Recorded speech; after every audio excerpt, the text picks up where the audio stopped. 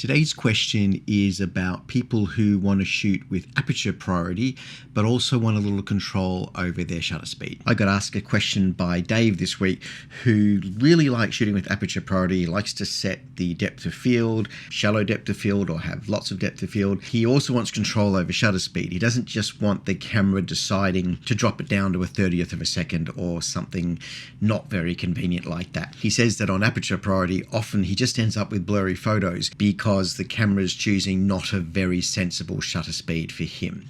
And I have a solution for that. As it turns out, Dave and I have very similar ways of shooting, so this was an easy one to help him with. There are two settings on the camera which I suggest for Dave. One of them is to use the auto ISO, so that the camera will set the ISO and will add ISO if you step into a darker space. We're still shooting in aperture priority, but we're using auto ISO.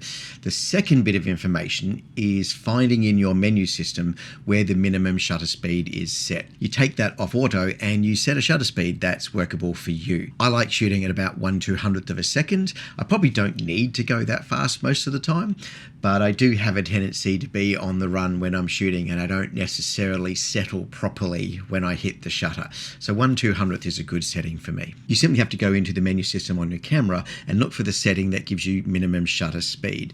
It's the red section on the LUMIX and things like the Canons, and sometimes it's under the ISO control. So if you've got a range of extra settings for ISO, that's where it might be, depending on your brand of camera. But keep in mind, it's possible you can end up in a situation where you step into a room that's simply too dark and there's not enough light even at the maximum ISO. And in situations like that, you won't get the shutter speed you selected. The great thing with using this technique is that when you step into very bright light, your camera will simply drop down to the minimum ISO and will start using a higher shutter speed. So you never end up with overexposed shots using this technique, but you always have enough ISO to do the job. For me, this is one of those situations where letting the automated features of the camera carry some of the load for you really makes sense. I want to be thinking about my photography, not thinking about my camera. Most of the time, I simply want to set my camera at either f2 or I'm going to set it at f8 for some landscapes. I don't really move in between those 2 points.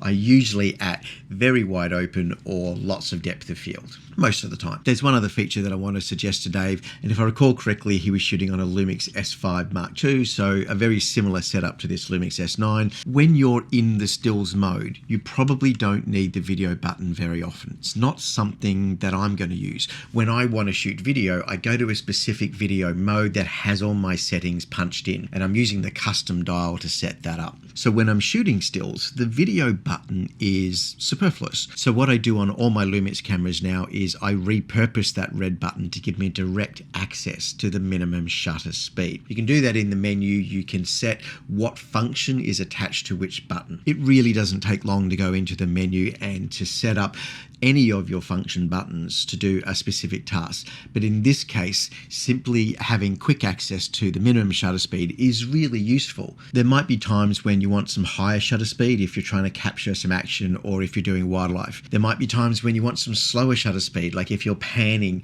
to capture a sense of motion within your shots. Being able to quickly update the minimum shutter speed to what you like, but still stay in aperture priority is a real luxury. So that's my simple setup for still having control over your shutter speed while working in aperture priority. The key is the auto ISO and looking for the minimum shutter in your menu system. Okay, have a great day.